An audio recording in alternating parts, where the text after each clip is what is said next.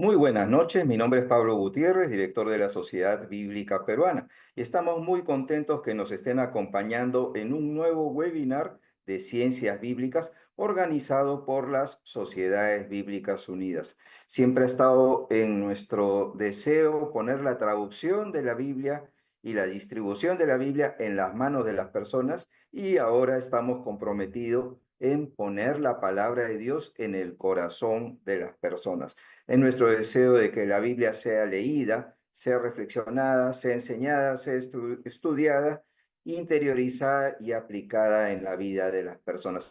Es por eso que cada semana nos esforzamos por traerle los mejores expositores para que ustedes puedan crecer en el conocimiento de la palabra de Dios. Ya tenemos 122 personas conectadas y el número sigue creciendo. Cada semana les pedimos para que puedan colocar un mensaje en el chat con el nombre de su país, porque al final del webinar hacemos un sorteo de un recurso bíblico. También les pedimos que puedan formular preguntas. Hacemos al final, después de la exposición, de 40 minutos de exposición, entramos en una parte de diálogo de preguntas para enriquecer también la enseñanza y aprovechar el conocimiento del expositor. Para ello tenemos esta noche a nuestro hermano Eduardo Barba. Eduardo, si puede saludar allí a las personas, mi compañero de Perú, que se va a encargar de las preguntas. Le pueden escribir directamente en el chat o poner sus preguntas en el chat y él la va a formular después al expositor. Y como cada semana tenemos un versículo bíblico que leemos, un versículo en nuestra Biblia favorita, Reina Valera 1960, pero queremos compartirle también en la Reina Valera contemporánea para que ustedes puedan comparar ambas versiones. La Reina Valera contemporánea es una versión de la Biblia que está hecho para el lenguaje latinoamericano. Por eso es que decimos que mi Biblia favorita en el lenguaje de hoy. Y el versículo está en Éxodo 3, versículo 7. Dice, dijo luego Jehová: bien, he visto la aflicción de mi pueblo que está en Egipto, y he oído su clamor a causa de sus exactores, pues he conocido sus angustias, y he descendido para librarlos de mano de los egipcios y sacarlos de aquella tierra a una tierra buena y ancha, a tierra que fluye leche y miel. El mismo pasaje en la Reina Valera contemporánea dice: luego el Señor dijo: he visto muy bien la aflicción de mi pueblo que está en Egipto. He oído su clamor por causa de sus explotadores. He sabido de sus angustias y he descendido para librarlos de mano de los egipcios y sacarlos de esa tierra hacia una tierra buena y amplia, una tierra que fluye leche y miel. Pueden encontrar la Reina Valera contemporánea en la Sociedad Bíblica de su país. Y vamos a encomendar este tiempo al Señor en oración. Amantísimo Padre Celestial, te agradecemos, Señor, porque tu palabra permanece para siempre, tu palabra nos alienta, tu palabra nos consuela, tu palabra nos fortalece, tu palabra nos guía. Te pedimos para que bendigas al expositor de esta noche, al profesor José Rachumí, Señor, y que tu palabra sea palabra viva en cada uno de nosotros. Oramos en el nombre bendito de Cristo Jesús. Amén. Muy bien, ahora ya vamos a presentar al expositor de esta noche. Tengo el gusto de presentar acá al profesor José Manuel Rachumí Torres. Ya desde, ustedes no saben desde hace cuánto tiempo que estoy que le hablo para que nos comparta un webinar con nosotros y ahora es posible. Él es doctor en teología, educación religiosa y filosofía del Seminario Teológico Landmark. También es doctor en teología por la Universidad de Chiapas, México, y es doctor en Ministerio de la Global University of Theology, con maestría en ciencias de la religión también de la Universidad Nacional Mayor de San Marcos, de Lima, Perú. También tiene una maestría etnolingüística de la Universidad de Lima, con el Instituto Lingüístico de Verano, entre otras maestrías y licenciatura. Tiene una trayectoria pastoral de 44 años sirviendo al Señor y se ha desempeñado también como rector de la Global University of Theology con sede en Lima. También es profesor y fundador de la Facultad Bíblica Teológica de Gracia Recibiste. Ha estado compartiendo en muchos seminarios, tiene esa pasión de la enseñanza y ahora lo vamos a tener con nosotros compartiendo acerca de los hombres en el Nuevo Testamento. Dejo con ustedes al profesor doctor José Rachumí.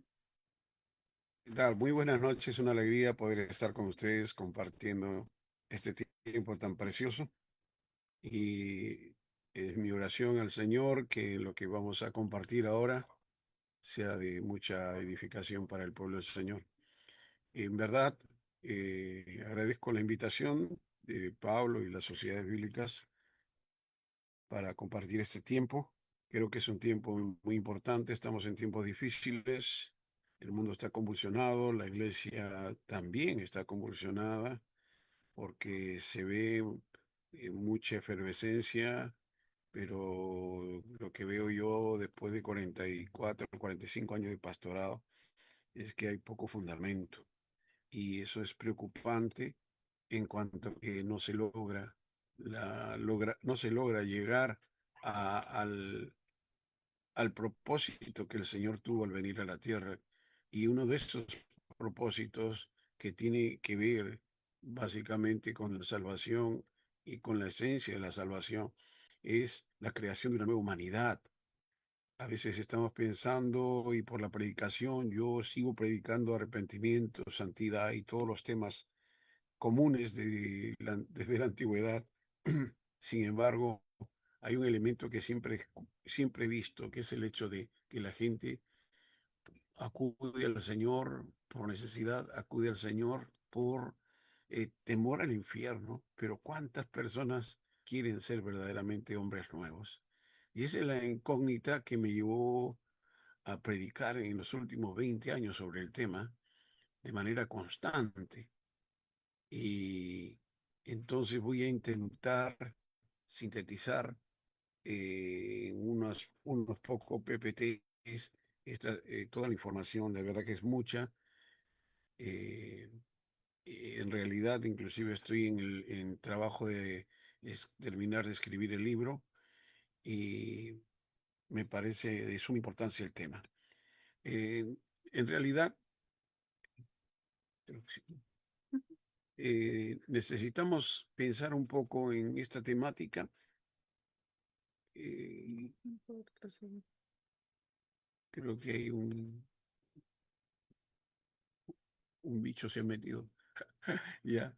Entonces estaba diciendo, pensar un poco esta temática porque eh, el hombre nuevo es un tema esencial en la Biblia.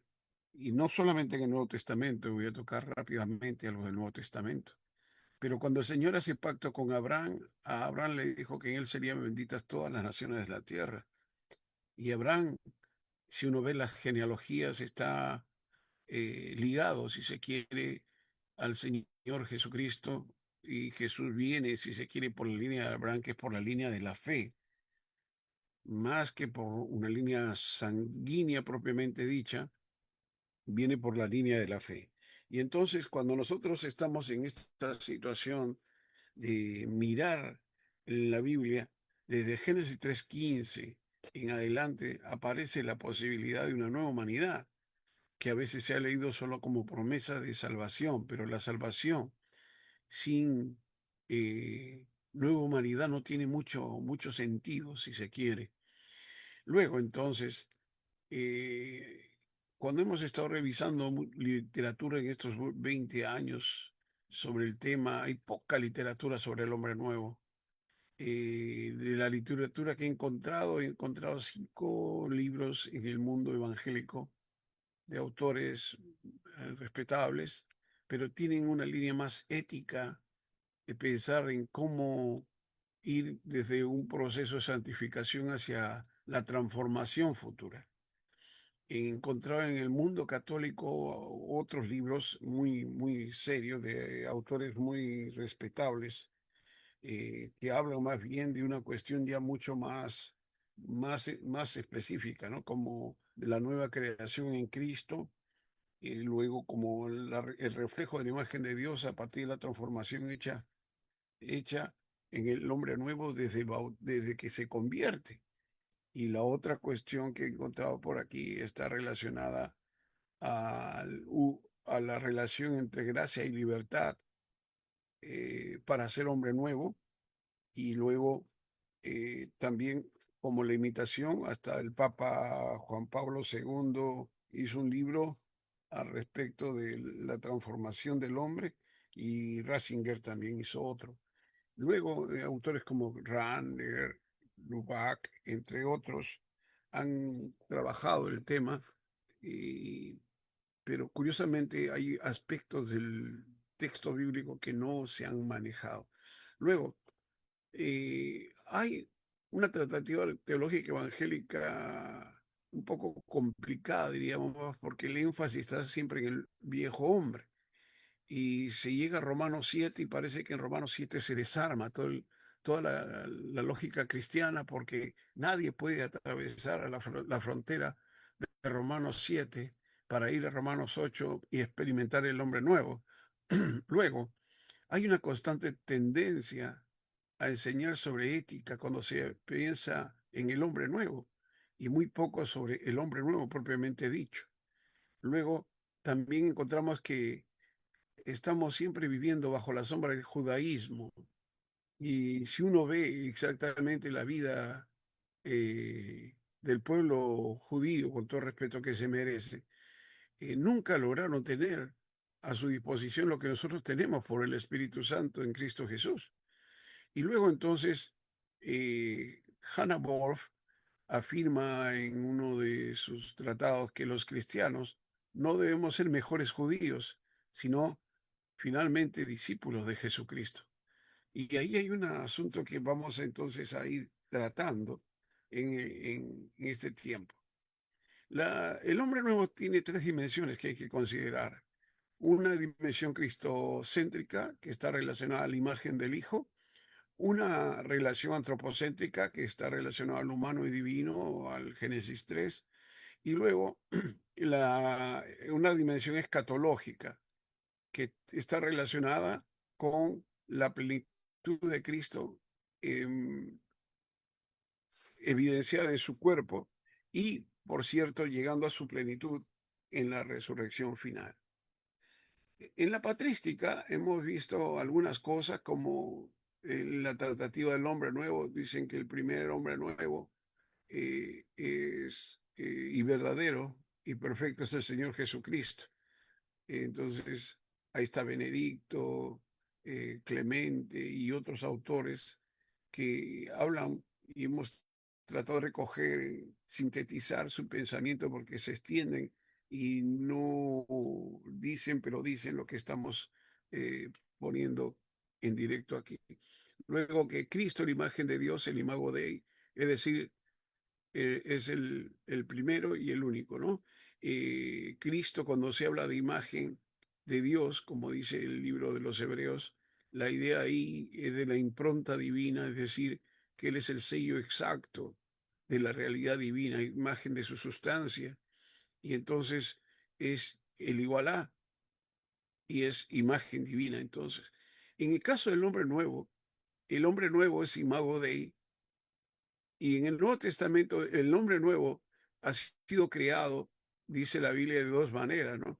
El primero dice Pablo en Efesios que hemos sido creados según Dios, y luego cuando le habla a los romanos dice que hemos sido creados a la imagen del Hijo. Por eso que estamos hablando de la imagen del Hijo, y en todo caso, el Nuevo Testamento la imagen de Cristo, la imagen del nuevo hombre es una imagen cristocéntrica. La antropología neotestamentaria también es cristocéntrica. El hombre no es hombre solo porque es creación.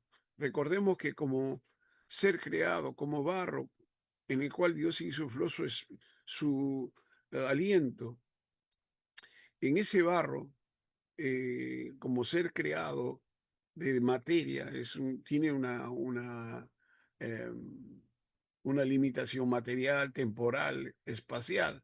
Sin embargo, cuando se habla en la antropología neotestamentaria, el hombre se ve desde Cristo. En el Antiguo Testamento el verdadero hombre es Dios. Y en Lucas dice Lucas que Cristo es el Hijo del Hombre.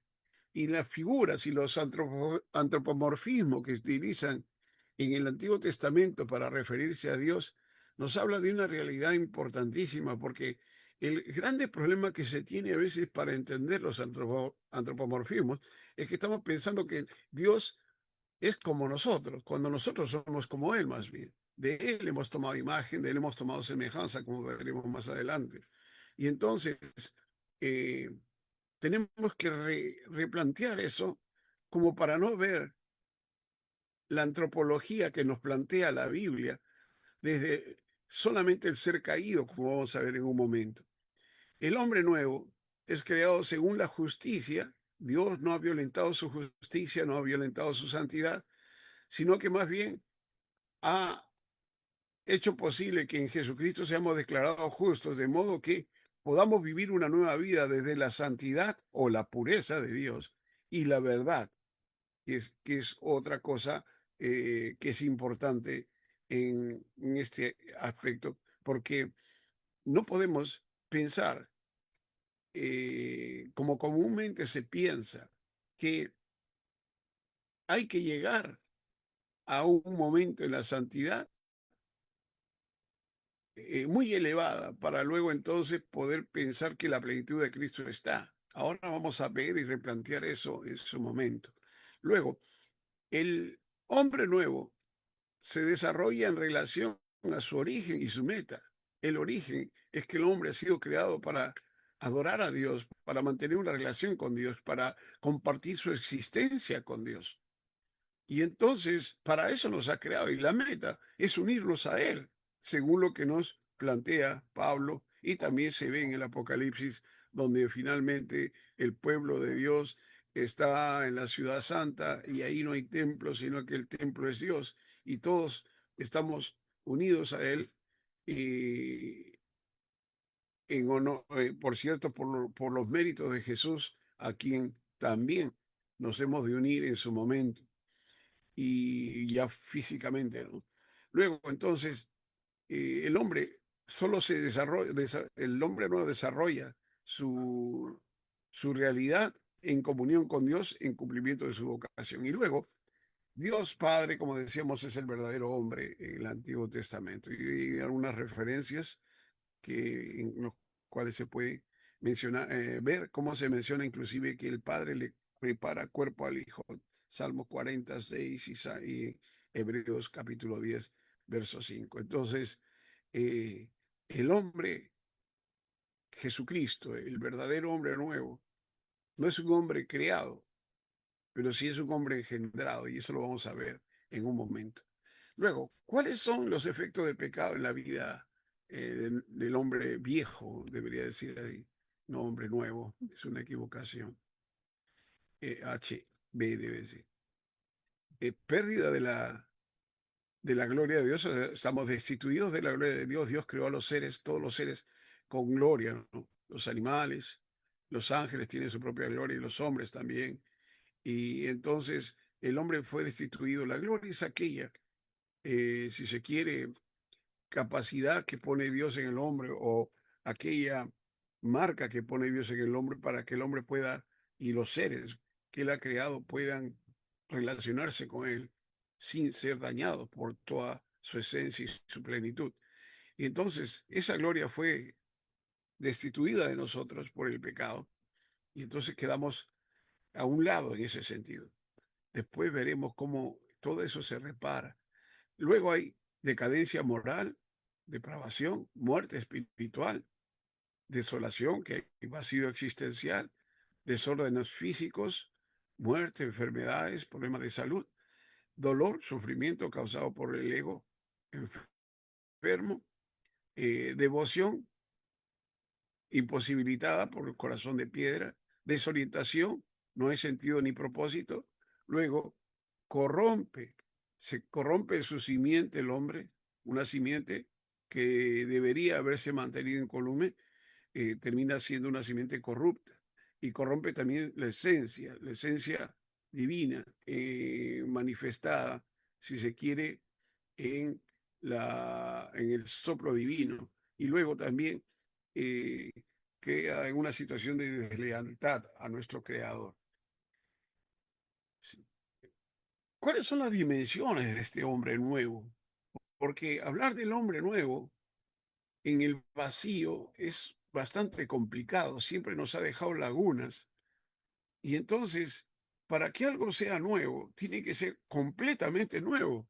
Yo no puedo comprar un carro viejo, destartalado, malogrado, con piezas de diferentes automóviles tratando de encajarlos ahí, despintado y todo, y decir que es un auto nuevo. Bueno, puede ser nuevo porque y tenía otro peor de repente, pero nuevo no es nuevo, a menos que salga de fábrica. Entonces, algo diferente tiene que tener este hombre que no hemos explorado y aunque en el texto está expresado de manera constante. El hombre nuevo es un ser engendrado por Dios. Dice Juan capítulo 1, versos 12 y 13. Mas a todos los que le recibieron y creyeron en su nombre le dio la potestad de ser hechos hijos de Dios. Estos son los que no son engendrados de carne y sangre ni voluntad de varón, sino de Dios. Ahí hay algo que es interesante, porque es el hecho del engendramiento. No solamente el nacimiento, aunque se usan las mismas palabras para definir, perdón, para la misma palabra gena, que significa tanto nacido o nacimiento o nacer y engendrar. La idea interesante que traduce, como se traduce por lo menos en la Reina Valera, es el hecho de que esta palabra es la misma palabra que se utiliza cuando se habla de Jesús. Y Jesús fue engendrado por el Espíritu Santo, fue puesto en el vientre de María como un embrión en crecimiento, y entonces no hubo participación humana. Lo curioso es que dice el texto que a los que le reciben y creen es por fe, no por voluntad humana, no es por acción humana, sino por la fe, la misma fe que eh, eh, cuenta para justicia. Por esa misma fe uno es engendrado y el proceso es similar, si se quiere, a lo que el Espíritu Santo hace y podemos explicarlo largamente, pero voy a mencionarlo en pocas frases. Y es el hecho de que Jesús fue engendrado por el Espíritu. El Espíritu es el que provoca al hombre a la conversión, el que eh, redarguye de justicia, pecado y de juicio, y es el que lleva a la vida nueva, es el que hace nacer de nuevo. Y se ve ese aspecto cuando el Señor Jesús le habla al Nicodemo y le dice, tienes que nacer de nuevo y nacer del agua y del Espíritu. Pero volviendo al engendrado, el engendramiento está relacionado muy bien con el hecho del que veremos más adelante, con el hecho de que Dios pone su simiente, una simiente nueva en el hombre. Entonces nosotros estamos pensando, y desde la teología antigua, siempre se ha pensado en un proceso de santificación, como si al hombre viejo habría que santificarlo, cuando al hombre viejo hay que crucificarlo para que pueda nacer el hombre nuevo. Si no sacamos al hombre viejo de nuestra vida, el hombre nuevo nunca va a aparecer. Luego entonces, ese engendramiento es hecho por Dios. No es un engendramiento humano, no es un engendramiento de la religión, no es un engendramiento filosófico, no es un engendramiento teológico. Luego entonces, se habla en Juan, casi toda la carta de Primera Juan se habla de los nacidos de Dios, de los nacidos de Dios. Y esos nacidos de Dios, por ejemplo, tienen un, una marca, tienen la simiente divina. Y los nacidos de Dios tienen una capacidad diferente, o sea, no pecan. Y ese es un texto que siempre ha creado problemas, porque si, el cristiano siempre se ha preguntado y siempre inclusive ha utilizado mal otros textos para decir que es imposible vivir sin pecado. Y lo curioso es que el texto lo afirma. Dice que el nacido de Dios no practica el pecado. ¿A qué se está refiriendo? Esa es la pregunta grande que vamos a ver en un momento y vamos a contestarla. Entonces, hay que ser nacido de Dios, eso es lo que le dijo el Señor a Nicodemo también. Si no naces de nuevo, si no tienes un nacimiento espiritual, no puedes tú, ni no puedes ver el reino, tampoco vas a poder entrar al reino y tampoco vas a poder heredar el reino, como dice Pablo en 1 Corintios 6:9. Los otros textos son Juan 3, 3 y Juan 3:5. Ahora, otra cosa que se nos dice en el texto bíblico es que eh, a los que creen en el Señor, estos que creen en el Señor son hechos hijos de Dios. Y la mención de hijos de Dios está tanto en Juan y está en Pablo repetidamente. Pero Juan es el que utiliza mucho esa idea de hijo, tanto como hijo natural, como tecnón, pero también como huios. Y Pablo es el que más trabaja la idea del huios. Y luego entonces tenemos el otro aspecto que está relacionado con esto, la adopción, que es una idea bastante interesante, ¿no? Porque el presupuesto es este, que Dios no adopta a nadie que no sea su hijo. Pero ¿cómo si soy su hijo me va a adoptar? En la terminología moderna, la idea es que uno adopta aquello que no es suyo. Uno adopta a alguien para poderlo beneficiar. Pero en el caso de Dios, la idea está bien expresada a partir de la figura del ayo, porque un rey, cuando tenía un hijo, el rey no lo criaba, era su hijo de sangre, pero el que lo criaba era el ayo. Y el ayo lo preparaba, el ayo lo educaba y el ayo lo presentaba delante del rey y lo presentaba en una edad madura, listo para que el muchacho pudiera pelear y ponerse hombro a hombro con su padre para pelear y establecer su reino. Entonces, miren esa idea que es interesantísima, porque Dios nos hace hijos, pero está esperando que este asunto de la adopción, por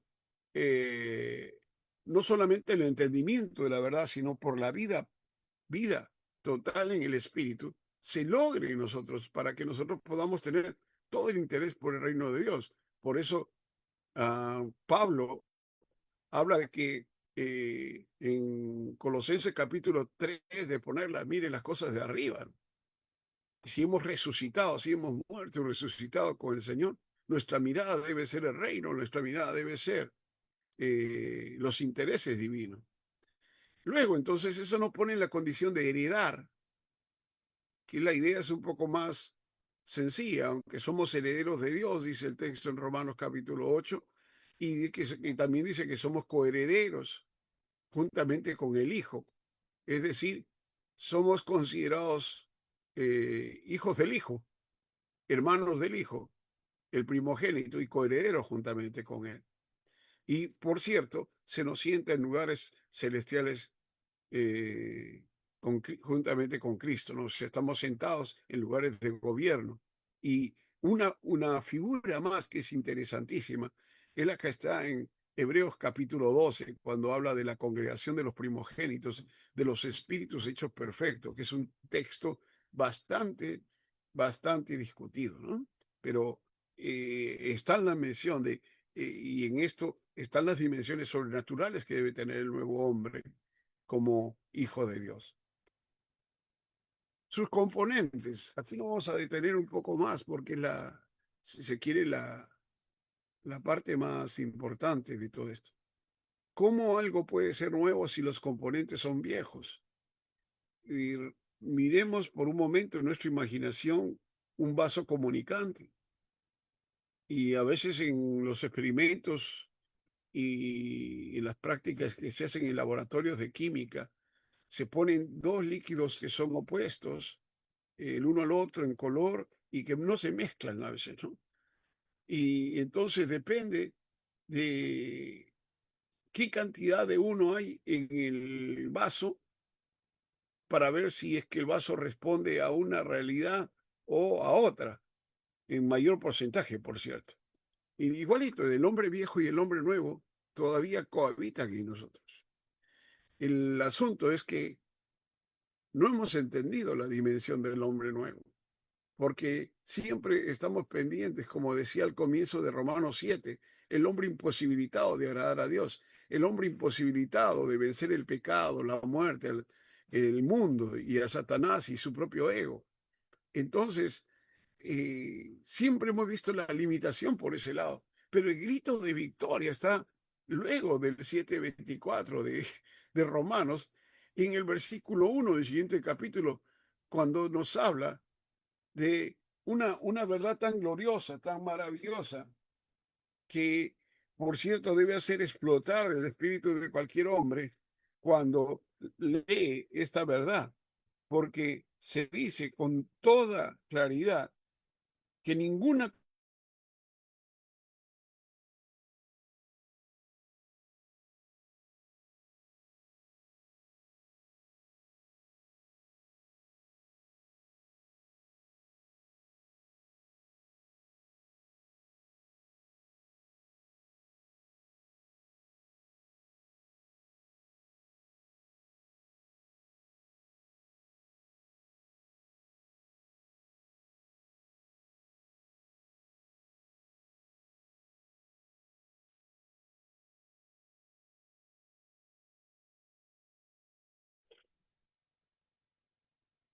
Bueno, al parecer se le fue el internet al profesor, así que esperemos unos momentitos, luego se vuelve a conectar. Sí. Mientras tanto, vayamos pensando en algunas preguntas que podemos ir haciendo. Puede abrir su micrófono, doctor Rochumí. Ahí está Soga Chumiendo.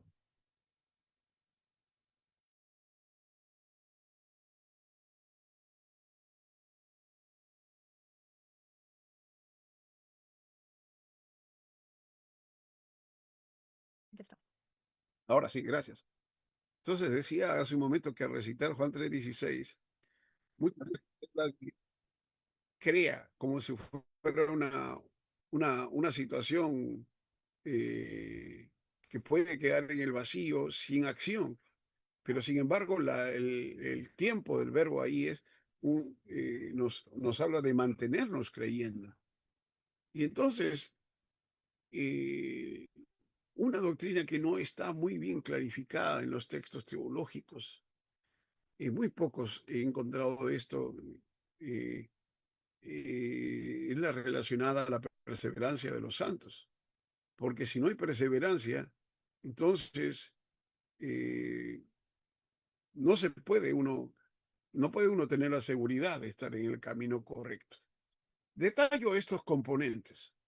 Lo primero es que dice primero de Pedro, en el capítulo 1, él habla de una situación muy interesante porque está hablando de al comienzo de lo que se llama en el texto el ser santo, como Dios es santo, y después habla del llamamiento a una vida santa y que hemos sido rescatados de nuestra vana manera de vivir. Y más adelante, él dice que no hemos sido concebidos ni renacidos por una simiente corruptible o corrupta, sino más bien dice en el verso 23, sino siendo renacidos no de simiente corruptible, sino de incorruptible por la palabra de Dios que vive y permanece para siempre. ¿Y cuál es esa simiente incorruptible? El texto habla ahí la idea es de semilla, es decir, la idea básica es semen, es decir, principio de vida divino, principio de vida divino, y que habla en todo caso de los genes divinos. Por eso que algunos en este tiempo están hablando del ADN de Dios, ¿no? Aunque con sus complicaciones, pero sin embargo, no está mal pensar en esa situación de que hemos sido renacidos porque han puesto en nosotros una simiente diferente. Ahí viene lo bueno. Por una razón, porque normalmente siempre estamos en la mente pensando que es imposible, inclusive vivir una vida santa, ¿no? Más complicado que eso es esto, el hecho de que las personas,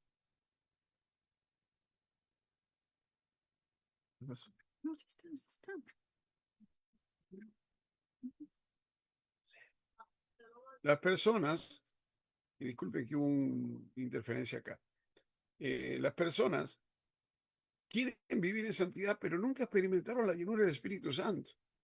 Una vez estaba en una conferencia en un país X y me pidieron tomar un tema. Y les hablé por un momento, habían como unos 150 pastores con sus esposas. Y entonces hice una pregunta para relacionarlo con el tema, ¿no? ¿Cuántos habían experimentado la llenura del Espíritu Santo por lo menos un año seguido? Y guardaron silencio. Dije, no me están entendiendo. Volví a hacer la pregunta y nadie levantó la mano. Dije, 6 meses, nadie. 3 meses, tampoco levantaron la mano. Cuando dije un mes, créanme que todos se pusieron a llorar diciendo, perdón, Señor, hemos estado haciendo la obra en la carne. Entonces, qué serio, ¿no? Porque a nosotros se nos manda a vivir la vida en el Espíritu, como veremos en un momento, y no hacemos el esfuerzo de dejarnos controlar por el Espíritu Santo. Luego, entonces, si la simiente es una simiente nueva, es una simiente no corrupta. Es decir, Jesús no tenía propensión al pecado.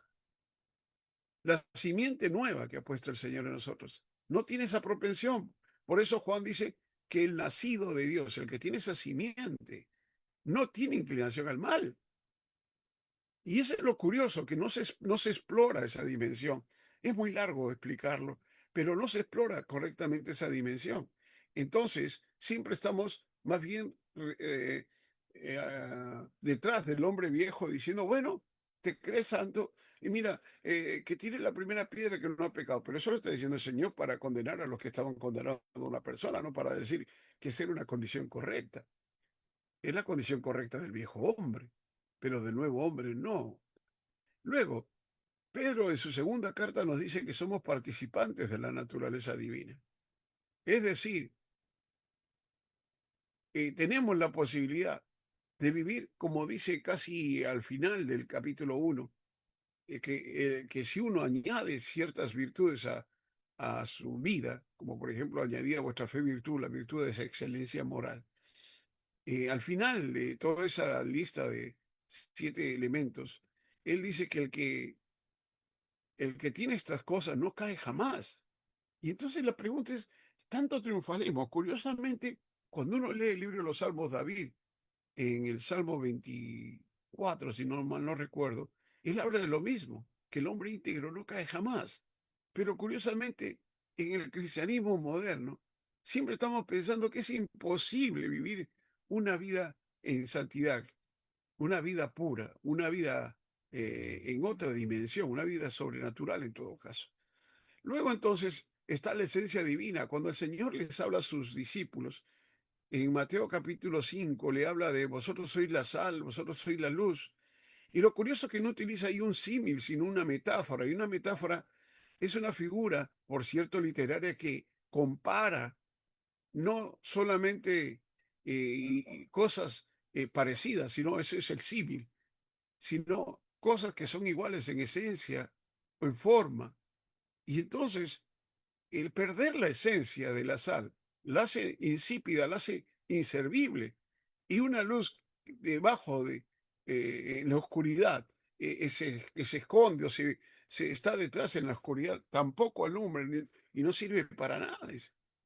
Entonces, ¿cuál es la esencia del hombre? El Señor es luz, Dios es luz, dice Juan. Y Pablo dice que nosotros somos hijos de luz, que no debemos caminar en tinieblas. Luego entonces, otro elemento interesante como componente del hombre nuevo es lo que se ve en la oración de Jesús en el capítulo 17 de Juan, cuando él está hablando, entra a la presencia de Dios, sale de este mundo, en el espíritu, él está viviendo una experiencia diferente. Y entonces le dice al Padre, todavía no.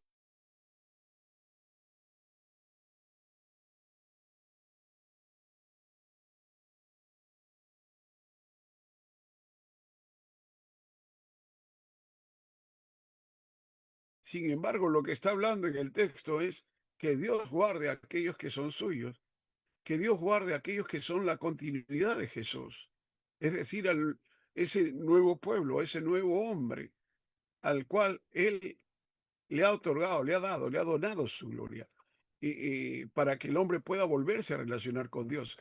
Si estábamos destituidos de la gloria de Dios, ahora el Hijo nos dona esa gloria para poder volver a la presencia de Dios. No restaura la gloria anterior. Ese es un error. Algunas veces he escuchado predicaciones diciendo que si uno se convierte a Cristo, vamos a volver al principio. No, no vamos a volver al principio. El nuevo hombre no es el hombre adámico. No es el primer Adán, no es el que está ligado al primer Adán, que tiene propensión al mal, propensión a la caída. Este hombre nuevo, que es un hombre espiritual, que tiene que tomar lugar en la vida del hombre para que el hombre no solamente quede como alma viviente, como alma caída, como cuerpo debilitado y caído, sino que el nuevo hombre tome lugar en la vida de cada uno de aquellos que son hijos de Dios y reformule toda la estructura del alma y se reformule también aún el cuerpo que en su momento será glorificado. Luego entonces tenemos la otra situación que es lo que Jesús mencionaba muchas veces, que es la vida suya, porque él dijo, yo he venido para que tengan vida. Él era la vida, pero no es bios, él es zoe, es decir, él vino a dar vida sobrenatural, él vino a dar su vida por nosotros, él vino a compartir su vida y a donarnos esa vida, para que nosotros podamos vivir esa vida, podamos fluir en esa vida. Y entonces, ¿cuánta vida sobrenatural se ve en el creyente? Yo a veces veo, he pasado más de 38 años enseñando en seminarios, institutos, universidades, teología y otras materias, psicología. Y lo que veo es que eh, el hombre está ligado más a un dogma, a una doctrina, a una ética, pero la vida nueva que trae el Espíritu muy poco se ve. Ahora, el otro elemento está el que cuando Pablo le dice a los corintios, les habla de que ellos tienen todos los dones, el contexto es conocido, pero en el capítulo 2 le dice, yo no puedo hablar con ustedes como, sino como carnal, porque son carnales. Y más bien dice que el espiritual juzga todas las cosas, no es juzgado de nadie, pero ahí, en ese ambiente, introduce una frase que es interesante, que es el hecho de que, más nosotros tenemos la mente de Cristo. ¿Y de quién es nosotros? ¿De qué nosotros habla? Porque si ya cuando él escribe cuando él escribe a los eh, corintios, le dice esto, a los romanos le dice que hay que ser transformados por medio de la renovación del entendimiento. Y a los efesios le habla de también renovar el espíritu de la mente. Entonces, ¿de qué se está hablando en esa situación? Ahí hay mucho que recorrer en ese sentido para poder llegar al pensamiento de Cristo conforme Filipenses que dicen esto, pensad todo lo justo, lo honesto, lo que es de buen nombre, lo que si hay algo digno de alabanza, entre otras cosas, ¿no? Y entonces, ese es el sexto elemento y el séptimo elemento para completarlo todo es el Espíritu Santo, su espíritu, su espíritu. Estos componentes son importantísimos tenerlos en cuenta y vivirlos, o sea, vivir en esa dimensión. El nuevo hombre no es un hombre con simiente caída, la simiente caída es del viejo hombre. Usted dirá, no se puede hacer separación entre ambas cosas. Sí, es un vaso comunicante y depende de qué está lleno. Por eso Pablo decía, con Cristo estoy juntamente crucificado. Ya no vivo yo, mas Cristo, o sea, él habla de la vida de Cristo en él, vive en mí. Y lo que ahora vivo en la carne, en cuerpo, ahora lo vivo en la fe del Hijo del Hombre. Entonces, esa situación, esos componentes, de esos componentes muy poco escuchado predicación en tantos años y, y diríamos, se conoce, se conoce muy ligeramente de esto. Yo he revisado, tengo una biblioteca un poco amplia y no exagero si tengo unos 40 autores de teología sistemática. Y por cierto, no entran al tema, pasan por encima y salen. Luego entonces, hay que considerar la vida en el espíritu. Y Pablo, en el Romanos 8, yo les dejo el cuadro, es muy largo explicarlo, pero habla de los que andan en la carne y los que andan en el espíritu, haciendo una especie de comparación. Entonces, andar en la carne es andar conforme al parámetro, porque la palabra ahí es peripateo, y peripateo significa en los parámetros que te pone la carne, y la carne no tiene parámetros, mientras que el espíritu sí te pone parámetros, te pone, si se quiere, un marco en el cual actuar. Entonces, la vida en el espíritu está relacionada a vivir, a andar en el espíritu, estar sumergido en la vida del espíritu. No hay vida cristiana sin espíritu, no hay cristianismo sin espíritu, no hay iglesia sin espíritu, porque el espíritu viene a hacer posible la vida de Cristo en el mundo, en la iglesia, en el hombre. Luego entonces dice que los que andan en el espíritu tienen que vivir pensando en las cosas que son del espíritu, ocupándose en las cosas que son el espíritu, y viven según el espíritu para agradar a Dios. Entonces, pero acá hay una frase un poco complicada, porque dice, si es que el Espíritu de Dios mora en vosotros. ¿Qué quiere decir eso? Recordemos que hay pecados contra el Espíritu, como por ejemplo el, el, eh, eh, entristecerlo, contristarlo, luego está el resistirle, el mentirle, apagarlo y blasfemarlo. Y entonces, ¿cuán consciente es el pueblo y somos nosotros de la persona del Espíritu en nuestra vida? ¿O es que cuando uno peca, él se entristece, cuando uno sigue pecando, se contrista, cuando uno no quiere dejar de pecar, se apaga? Y si te apagan la luz, no quisiera verte en la figura de las iglesias del Apocalipsis, en que se le quita el candelero a algunos. Luego entonces, dice que es por el Espíritu que hacemos morir las obras de la carne. No es carne contra carne, no es capacidad humana, no es santificar la carne, no tiene que ver con forzarme por dejar un hábito. No, yo puedo dejar un hábito y tenerlo ahí suspendido. Otra cosa es que eso desaparezca de mi vida y eso solamente lo puede hacer el Espíritu Santo. Y luego entonces, eh, dice también este texto que recibimos por el Espíritu la adopción. Y, y eso es importante porque anterior a eso se nos menciona que los que son guiados por el Espíritu son hijos de Dios. Y entonces la pregunta mayor ahí es esta: ¿cuántos son guiados por el Espíritu, no? ¿Cuántos han hecho profesión de fe en Cristo, pero no se dejan guiar por el Espíritu? Entonces, si no hay una guianza del Espíritu, ¿cómo aparece el hombre nuevo? Ahora, lo curioso es que la palabra que se utiliza ahí para guianza es la palabra hago en el griego. Y esa palabra, entre otras cosas, significa ser arrastrado.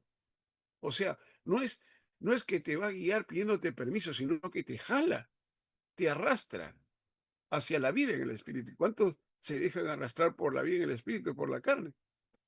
Es la pregunta mayor. Entonces, ¿cómo lograr eh, ser guiados y cómo lograr que el espíritu more en nosotros si es que no le damos lugar? Y luego, y tenemos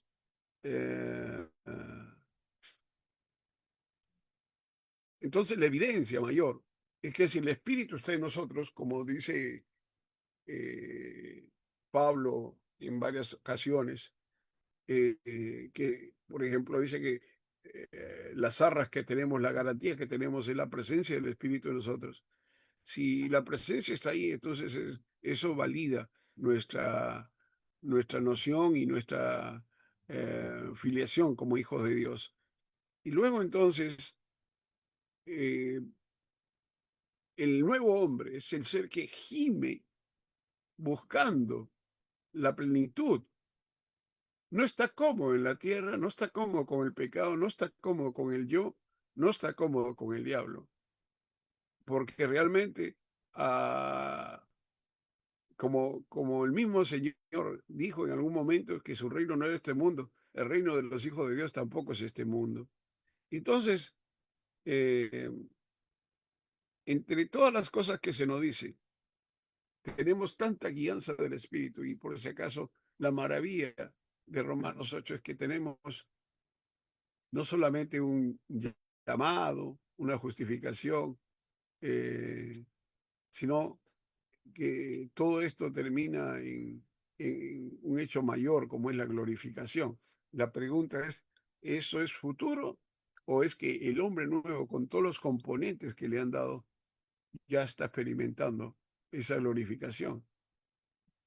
Luego entonces, el Espíritu Santo y el Señor Jesucristo están como intercesores a favor nuestro, según lo que nos dice Romanos.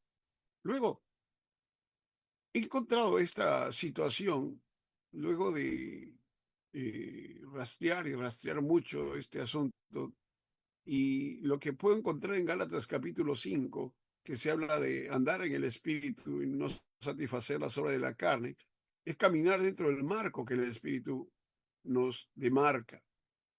Luego habla de que si somos guiados, arrastrados por el espíritu donde Él quiere, como Él quiere. Y curiosamente, Jesús dijo que el nacido del espíritu, los nacidos del espíritu, este, no se saben, no se sabe realmente su rumbo, ¿no? Entonces, y el que es nacido del espíritu, espíritu es, el que nació de la carne, carne es, y en eso enfrasca toda la conversación de la vida nueva. Luego, el fruto del espíritu, que esto es tiene que ver con el fruto de exhibición, el fruto de exportación, si se quiere, el carpos. El carpos es el fruto más grande, el mejor, el mejor de todos que se pone en la vitrina para ser visto. Y eso es lo que hace el Espíritu Santo cuando llena nuestra vida de su fruto. Y ese fruto no es otra cosa sino llenar nuestra vida de el carácter divino, el amor, el gozo, la paz, la paciencia, la benignidad, la bondad, la fidelidad, la mansedumbre y la templanza. Entonces, miremos hasta ahí. Primero nos pone un marco, luego nos arrastra y una vez que nos dejamos arrastrar, Él lo que hace es poner su carácter en nosotros. Luego entonces, luego de tener su carácter, comienza el cuarto nivel que sería que vamos a vivir, o sea, en el Espíritu. Si, si vivimos por el Espíritu, entonces eso tiene que ver con Zoe, es decir, con tener vida sobrenatural. Andemos en el Espíritu, tengamos la vida que hay en el Espíritu. Y luego entonces, en el verso 25, vuelve a hablar de andar, pero la diferencia es que una palabra en griego es peripateo, que significa caminar alrededor, y la otra palabra es andemos, que es estorgeo, que tiene más bien relación con seguir, caminar, marchar siguiendo al guía al mismo paso. Y esto ya es una idea mayor porque significa correr al paso que el Espíritu nos pone. Siguiente. ¿Por qué no aparece el hombre nuevo? ¿Por qué no aparece el hombre nuevo? No sé cuánto tiempo tengo. Eh, He esbozado algunas cosas aquí, por cierto, son muchas más, son como 30. He puesto algunas. Yo lo que he visto en la práctica cristiana es que hay muy poco entendimiento entre la diferencia que hay entre estas dos palabras, arrepentimiento y remordimiento.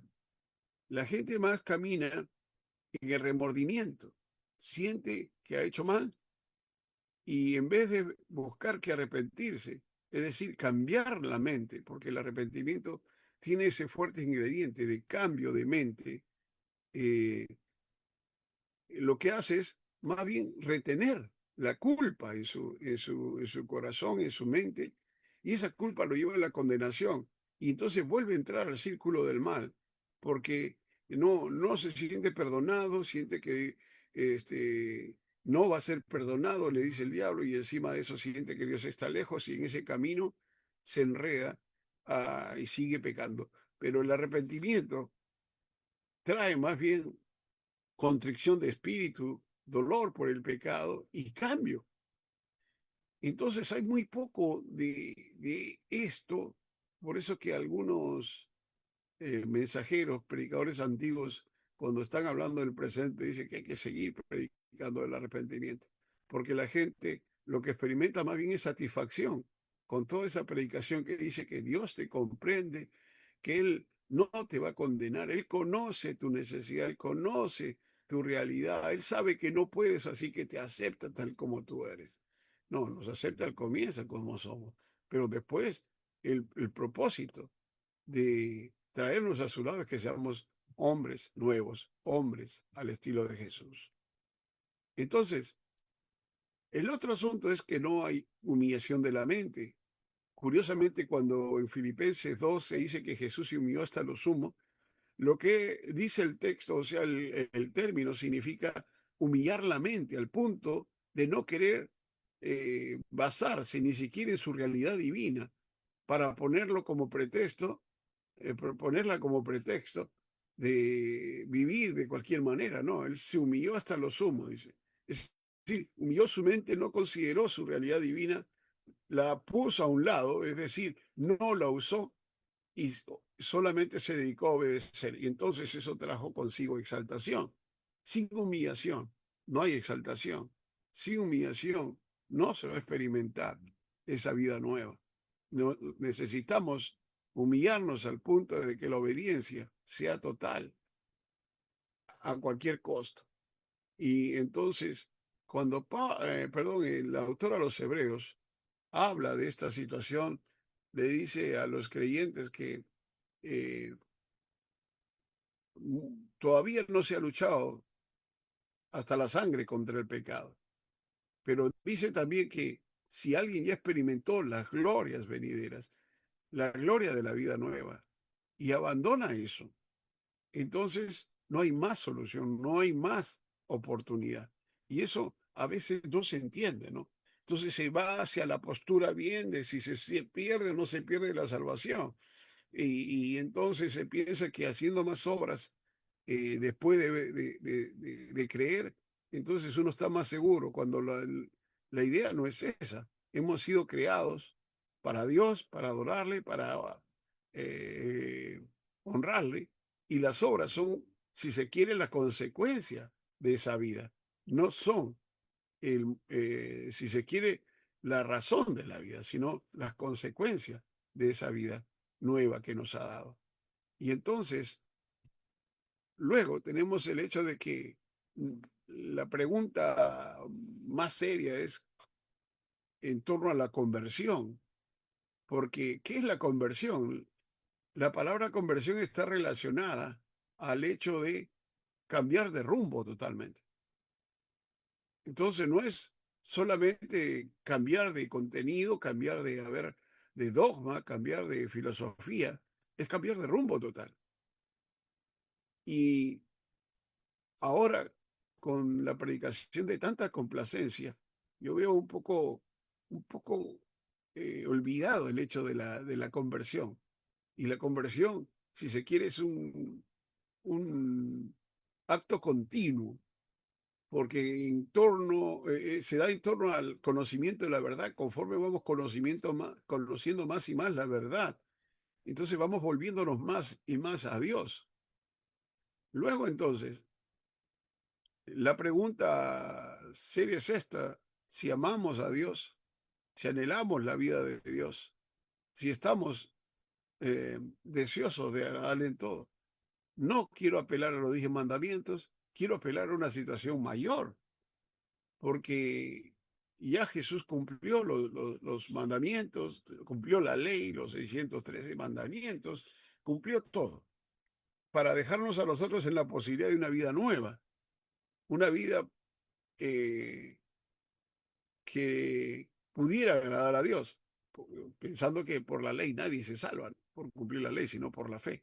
Pero luego entonces, cuando Pablo le habla a los Gálatas, le dice acerca del fruto del Espíritu, le dice que el fruto del Espíritu es amor, gozo, paz, paciencia, benignidad, bondad, fe, mansedumbre y templanza. Y le dice al final de la frase, contra tales cosas no hay ley. Y la pregunta es, ¿por qué? ¿Necesita Dios leyes para no pecar? ¿Necesita Dios leyes para no salirse del marco? ¿Necesita el Espíritu Santo leyes? ¿Necesita el hombre guiado por el Espíritu leyes o guianza? ¿O dejarse arrastrar? ¿Dejarse controlar, como dice Pablo a los Efesios en el 5:18? Y si no hay control del Espíritu, entonces ahí sí tenemos problemas, porque según lo que dice Gálatas 3:26, dice que si lo que hemos derribado volvemos a edificar, 3:18, perdón, 2:18, si lo que hemos edificado, lo que hemos derribado lo volvemos a edificar, entonces transgresor me hago. Y entonces estamos jugando al hecho de ser mejores judíos guardando mandamientos, estamos jugando a ser mejores judíos guardando leyes y guardando fiestas que ahora están tan de moda, eh, eh, con esta ola judaizante que se ha despertado en el mundo. Y entonces, más que guardar leyes, debemos vivir la ley del amor, porque dice Pablo a los romanos que el Espíritu Santo, ese Espíritu bendito, ha hecho posible para nosotros que pueda yo caminar en una ley diferente, porque la ley del Espíritu de vida en Cristo Jesús me ha librado de la ley del pecado y de la muerte. Entonces, me pone en una dimensión diferente para caminar en libertad, que es lo que Pablo les habla a los Gálatas, a los romanos, caminar en la libertad gloriosa de los hijos de Dios. Creo que ya no tengo más tiempo. El otro asunto sería amar al crucificado y su obra en la cruz, que él merece todo nuestro respeto, nuestro honor y por cierto, obediencia e imitación, pensando en que nos ha dado todas las posibilidades de ser como él y no dañar al espíritu y tampoco afligirlo, entristecerlo, porque, eh, por cierto, si no vamos a tener su guía, no hay quien nos pueda llevar a la vida nueva y mostrar la vida nueva y hacer caminar la vida nueva, es decir, la vida que algunos piensan que es para arriba, es una vida que se vive acá, comenzó aquí la vida eterna y aquí comenzamos con el nuevo hombre. Todo esto se da cuando nacemos de nuevo. Si nacemos de nuevo, todo es nuevo. Si nacemos de nuevo, todo es nuevo. No puede haber hombre nuevo con una mezcla de hombre viejo. El hombre nuevo es hombre nuevo. Es una nueva naturaleza de nosotros que sí está en pugna con la vieja naturaleza, porque no quiere morir la vieja naturaleza, no queremos desaparecerla, no queremos crucificarla, no queremos mantenernos crucificados. Finalmente, cuando Pablo le habla a los eh, hermanos en Éfeso, es curioso que le pone, nos pone unos datos interesantes, porque lo que dice después de mencionar del verso 17 al verso 21, de toda esa escalera de degradación que se ve en el hombre por el pecado, y le dice a los hermanos que ya no deben andar como los otros gentiles, que andan en la vanidad de su mente, ¿no? Primer elemento. Segundo, dice que tienen el entendimiento entenebrecido. Tercero, que son ajenos a la vida de Dios. Cuarto, que hay ignorancia en ellos. Cinco, que hay dureza en el corazón. Seis, que perdieron toda sensibilidad. Y siete, le dice que se han entregado a todo tipo de pasiones. Y entonces, ahí les dice tres cosas básicas. Una, que hay que despojarse.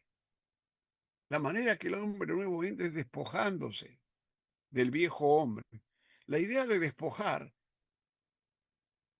no es solamente la idea de poner a un lado, es la idea de tirar tan lejos algo que nunca lo puedas retomar, nunca puedas volver a tomarlo. Y ese despojarse es el acto primero, si se quiere, de ya querer comenzar a caminar la vida nueva. Entonces ahí eh, nos alejamos, si se quiere, del mal y dejamos el mal lejos. Luego, habla de renovar el espíritu de la mente. La mente no tiene espíritu, está hablando de la esencia del pensamiento. En traducción dinámica, eh, eso se debe ver de esa manera, porque el espíritu no tiene, la mente no tiene espíritu, tiene esencia, tiene una esencia. Entonces la esencia humana, la esencia divina, la sabiduría humana, la sabiduría divina. Y entonces aquí esto nos lleva a pensar en la transformación de la mente que mencionamos hace un momento, cuando hablábamos de que Pablo dice que tenemos la mente de Cristo. O sea, la capacidad del hombre nuevo es diferente a la capacidad del hombre viejo, que solamente piensa en el mal, está de continuo el mal en su mente, en su corazón. Y mientras que en el hombre nuevo tenemos la posibilidad de pensar como él, porque ahora ya no solamente cambia el entendimiento, tenemos nuevo entendimiento, nuevo conocimiento, nueva inteligencia y también tenemos discernimiento. El hombre nuevo, más que entender aquí en la mente, discierne primero la palabra, entra su espíritu, de su espíritu sale el entendimiento. Esa es una dimensión que hay que explorarla, porque si la verdad solamente queda aquí, pero no entra al corazón, no hace clic en el corazón, no va a haber fuerza para el cambio. Y el Espíritu Santo no, mientras no rindamos la mente, no va a tener la posibilidad de ayudarnos a la transformación. Pero si entra el Espíritu, entra en nuestro corazón, entra a lo más profundo de nuestro ser, de ahí sale el cambio, de ahí sale el entendimiento, sale el nuevo conocimiento y sale la inteligencia y la ciencia. Y por último, en esta parte, el hombre nuevo ha sido creado según la justicia y santidad de la verdad. Entonces Dios no ha hecho nada contra su voluntad. Creó al hombre al comienzo a imagen y semejanza, es decir, un hombre natural, un hombre material, un hombre espiritual, conforme a los dos relatos de la creación. Puso de su espíritu en él y cuando ha puesto de su espíritu en él, ha hecho posible para el hombre vida nueva, ha hecho posible para el hombre que el hombre tenga capacidades que hicieran posible, por cierto, una vida de buena relación con Dios. Y entonces eh, nosotros necesitamos entrar a esa dimensión, porque hemos salido de la dimensión del Antiguo Testamento, del hombre caído, y tenemos que entrar a la dimensión del hombre nuevo. Ahora, ese hombre nuevo, para sintetizarlo, relacionándose al hombre creado en el Génesis 1:2, tiene una dimensión interesante porque si cuando hablamos de imagen, en el hebreo el selemi, se habla de la estructura interna o la esencia o naturaleza fundamental del ser humano. Y su naturaleza fundamental está relacionada a la conciencia, a la naturaleza moral, la espiritualidad, la razón, capacidades que son propias de Dios, que ha puesto en nosotros. Entonces, su imagen está en nosotros, pero también está su semejanza, es decir, la relación funcional, el demut, es decir, la capacidad de obrar, la capacidad de actuar representando a Dios. Y entonces, el, donde esto tiene su piedra de toque es en el libre albedrío, y por eso que el hombre, el primer hombre, la primera mujer, engañados y desorientados, dejaron a un lado esto y quisieron ser como Dios. Y ser como Dios, el único que puede ser como Dios es el Señor Jesucristo. Luego, entonces, nosotros somos semejanza de Él, como hombre nuevo. Somos imagen suya. Imago huios o imago Christus, ¿no? Somos imagen suya. Y esa imagen suya es de una vida diferente. ¿Por qué? Porque, por ejemplo, Pablo nos presenta en, el, en Romanos, en Romanos al hombre viviendo en el Espíritu. En primero a los Corintios y segundo a los Corintios como templo de Dios. En Gálatas nos habla de vida en el Espíritu. En Efesios nos habla del hombre nuevo, ese hombre creado según Dios que anda en amor, anda en luz y anda sabiamente. Y cuando le habla a los filipenses, le habla de que nosotros los que somos perfectos, el hombre perfecto.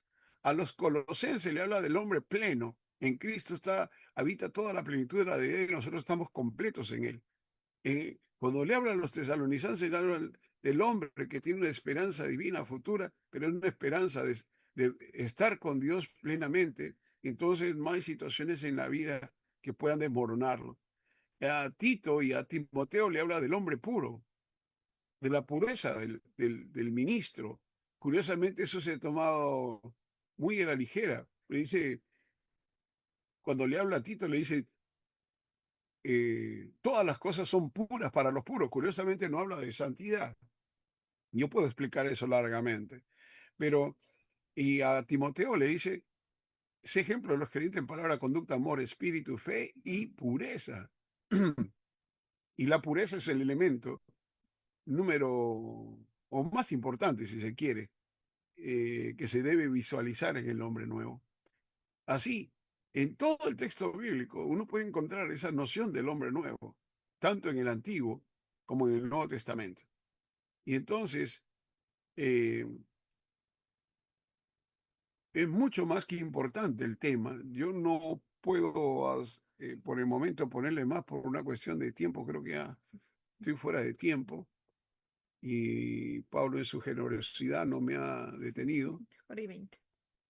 Pero creo que y hay mucho por decir. Dejo un espacio, si hay preguntas, ahí puedo completar muchas cosas. Gracias.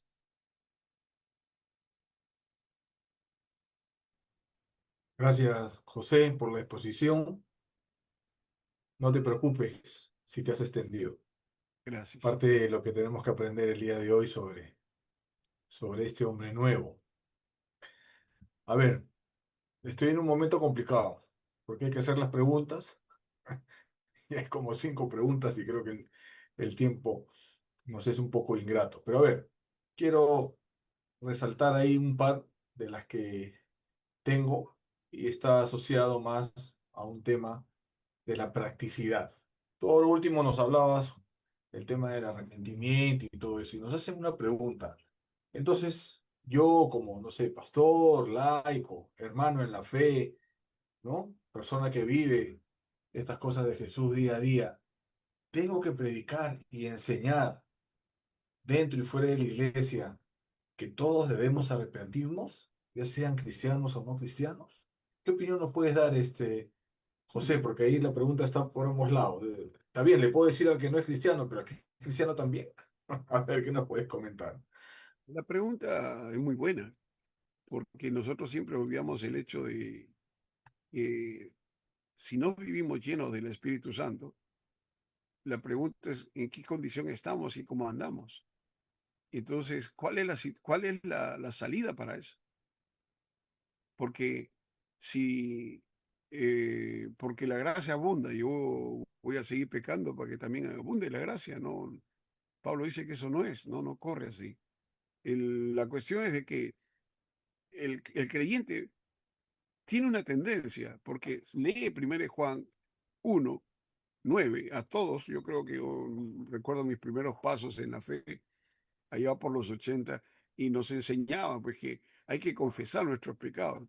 Uno puede confesar, pero la pregunta es si está arrepentido o no. Y si uno no se arrepiente, entonces ¿cómo viene el perdón? Y el grande problema con los cristianos es que, no digo todos por si acaso, pero en una buena cantidad es que confiesan pero no se arrepienten, vuelven a lo mismo y en todo caso algunos ya se acostumbran y pasan la factura a fin de mes.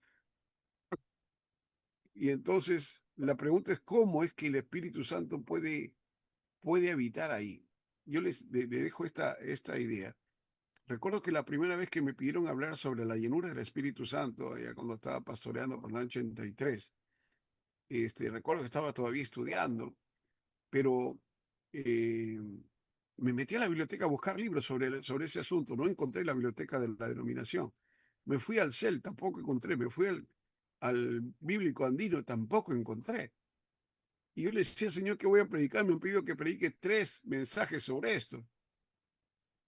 Y orando, el Espíritu me dijo, ¿no entiendes? No entiendo. Porque me habían dicho que había que orar sobre chapitas, que había que ayunar y muchas cosas así, ¿no? Y entonces me dijo, todo está en relación a la obediencia. Tú obedeces, yo pero tú no obedeces, yo me entristezco, yo me contristo y hasta me apago. Y la pregunta es cuántos, por eso la temática ha ido girando hacia la vida en el espíritu, porque el hombre nuevo no es nuevo sin vida en el espíritu. Entonces la vida en el espíritu es lo que menos se conoce. Y yo tengo aquí en mi biblioteca 2 libros sobre vida en el espíritu y cuando los he revisado no dicen nada. Pueden hablar de los dones, pueden hablar de testimonios de vida práctica. Sí, es correcto la vida práctica, pero la pregunta es, ¿qué vida práctica puedo tener yo como cristiano si el Espíritu no me enseña a vivir la vida práctica? Si el Espíritu no pone en mí su carácter, si el Espíritu no pone en mí su conocimiento, su sabiduría, su inteligencia, si no pone en mí el querer como el hacer por su buena voluntad, entonces la lucha será mortal. Es una lucha imposible. Yo le daría la razón al 99% de cristianos que no pueden lograr esa vida nueva, porque en la carne no se puede. Por eso que el Señor no vino a renovar nuestra carne, no vino a parchar nuestro hombre viejo, vino a darnos un hombre nuevo. Un hombre nuevo. Esa dimensión hay que explorarla un poco más ampliamente. No sé si satisface la Sí, respuesta. está bien.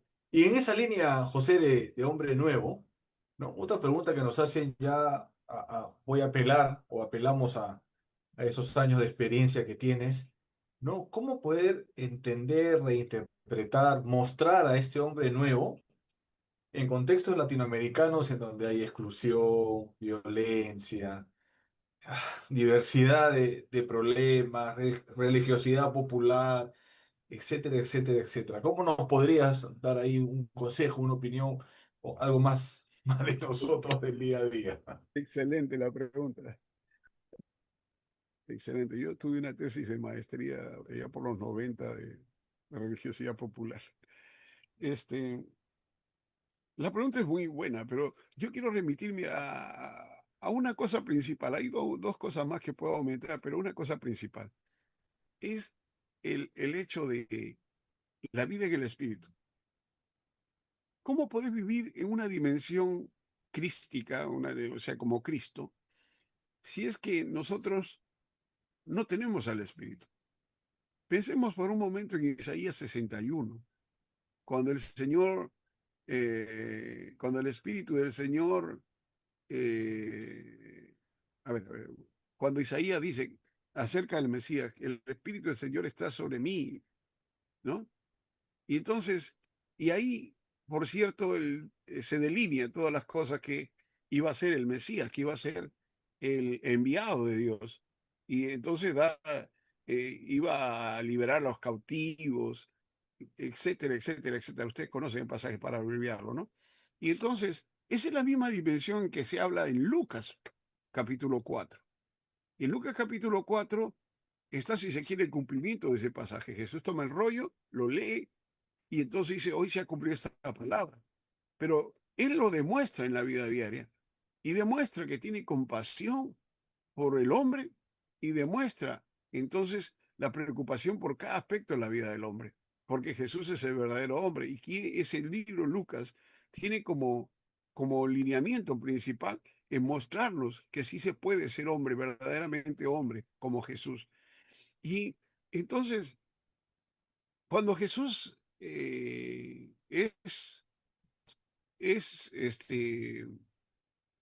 descrito por Mateo en el Sermón del Monte, creo que en el Sermón del Monte las bienaventuranzas nos plantean muy bien todas estas cosas, porque ahí está primeramente el espíritu que debemos tener de necesitados, presentarnos a Dios todo el tiempo como necesitados y luego entonces ser compasivos como Él.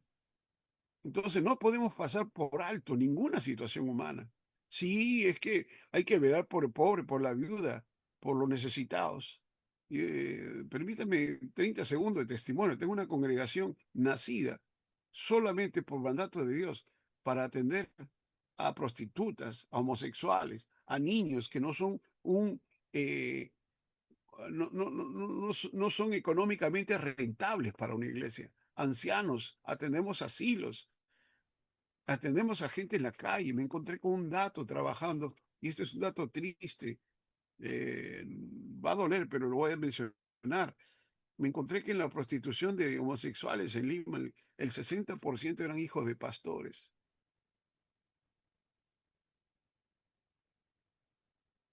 Por la rigidez de una vida de ley, una vida de mandamientos, sino por la libertad gloriosa de los hijos de Dios, por falta de vida en el Espíritu. Entonces, sin carácter divino no hacemos nada,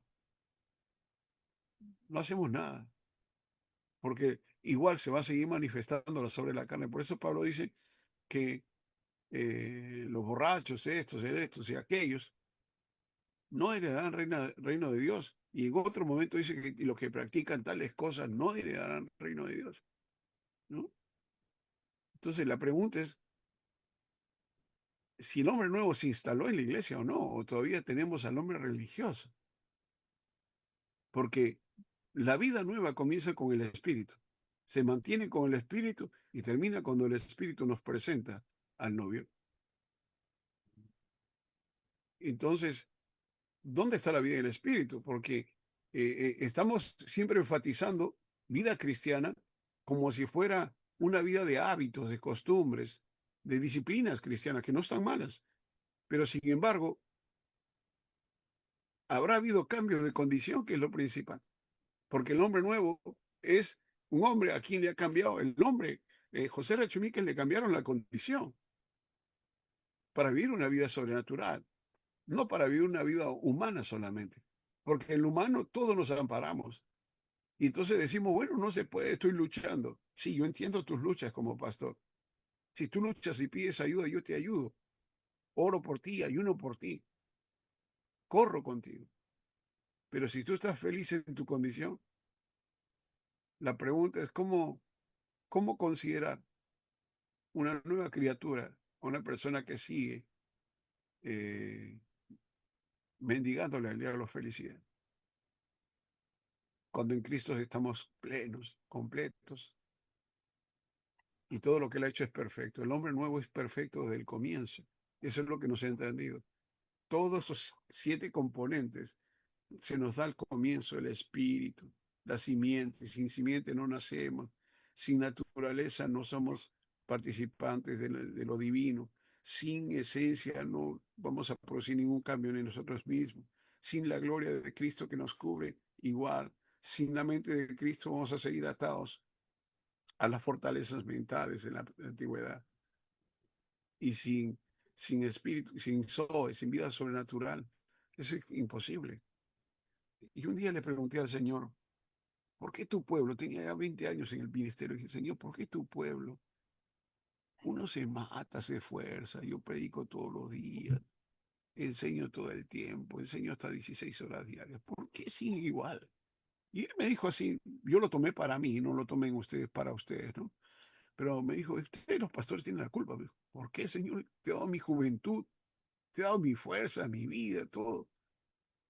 Me he dedicado a ti al 100%. Guardó silencio. Al tiempo le volví a preguntar y me dijo, es que ustedes quieren cambiarle la conducta a la gente, me dijo. ¿Y de qué se trata? Le dije entonces.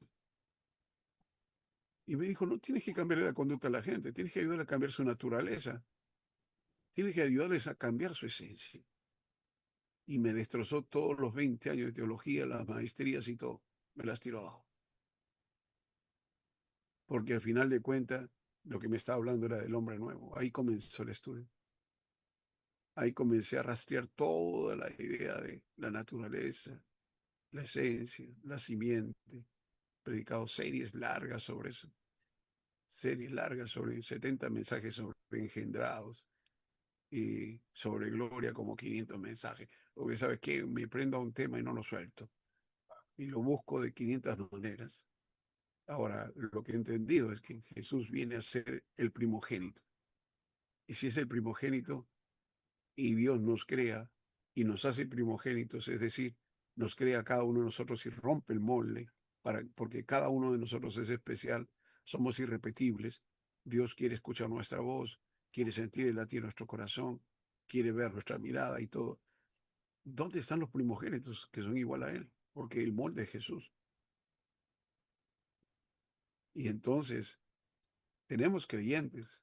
A veces yo pienso que hay bastantes convencidos, pero ¿cuántos se han convertido totalmente a Dios? Es una pregunta gigante, no quiero poner en duda el cristianismo de nadie, sino es pensar en voz alta. Sí, José. Muchas gracias. Esa pregunta que acabas de decir me has hecho retroceder 30, 35 años cuando uno estaba joven y hay muchos convencidos, pero no convertidos. Gracias, ¿verdad, José? Por la exposición, por tomarte el tiempo de resolver estas dudas y ahí con la alegría de haber aprendido más de ese hombre nuevo al cual Dios nos llama. Muchísimas gracias. Quiero dar mención sobre una Biblia y voy a leer un texto que está aquí en el chat. Dice, una persona nos dice, no, en una reunión anterior hablaron sobre unas Biblias de estudios que distribuyen las sociedades bíblicas. Entonces hoy día quiero tomarme la libertad y poder hablar sobre la Biblia Ser Mujer, ¿no? Acá todas las damas que me escuchan, le animo a que se puedan acercar a la sociedad bíblica y poder tener esta Biblia. Acá la tiene, ¿no? Bueno, es la traducción del 60, es un texto en donde tenemos un devocional día a día. Lo más importante, creo yo, son las notas de estudios sobre el tema de la vida de la mujer, artículos temáticos que hablan de la mujer, datos curiosos y el listado de todos los nombres de la mujer que aparecen en el texto bíblico, que a veces no sabemos y pasan a un segundo plano, pero no es así. En la Biblia tenemos muchas referencias de mujeres y creo que a todas las damas que me escuchan en esta noche, creo que les va a ayudar este texto en su vida diaria. Ahí se los dejo, acérquense a su sociedad bíblica local y puedan adquirir el texto para enriquecer esta vida cristiana que debemos llevar día a día. Seguimos con el programa, muchas gracias.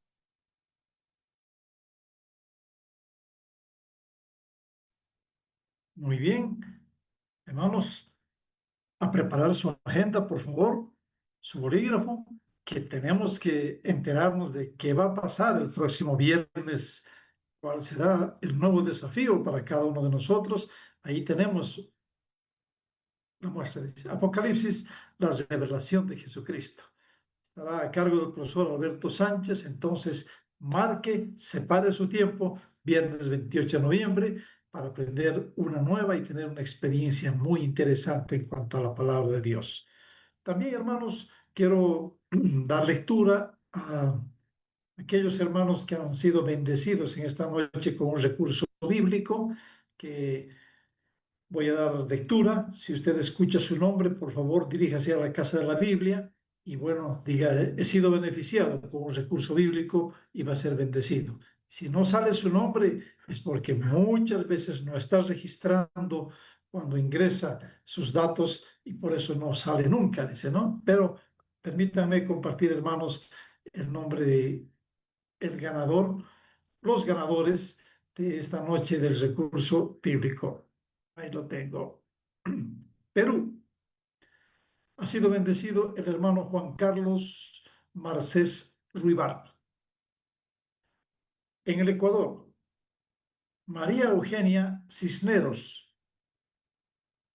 Bolivia, Juan José Aparicio Porres. México, Sal Linares. Guatemala, Mayra Serech. Colombia, Diana Calderón. Esos son los hermanos que han sido bendecidos con un recurso bíblico en esta webinar, hermanos. Con esto queremos terminar, queremos agradecer, hermanos, a cada uno de ustedes por su tiempo y el precioso amor que nos tienen y lo que ustedes hacen por las Sociedades Bíblicas Unidas cada viernes, hermanos. Que Dios los bendiga, que Dios los fortalezca. Por favor, abran su micrófono mientras nos permitan en sistemas. Vamos a darnos un gran saludo. Buenas noches, hermanos. Gracias, doctor José. Un abrazo. Bendiciones desde Bolivia a todos. Gracias, muchas gracias. Gracias. Que Dios los bendiga grandemente. Gracias. De Guatemala, Dios les bendiga, bendiciones. Un abrazo. Gracias. Bendiciones a todos los pastores, hermanos. Dios los bendiga.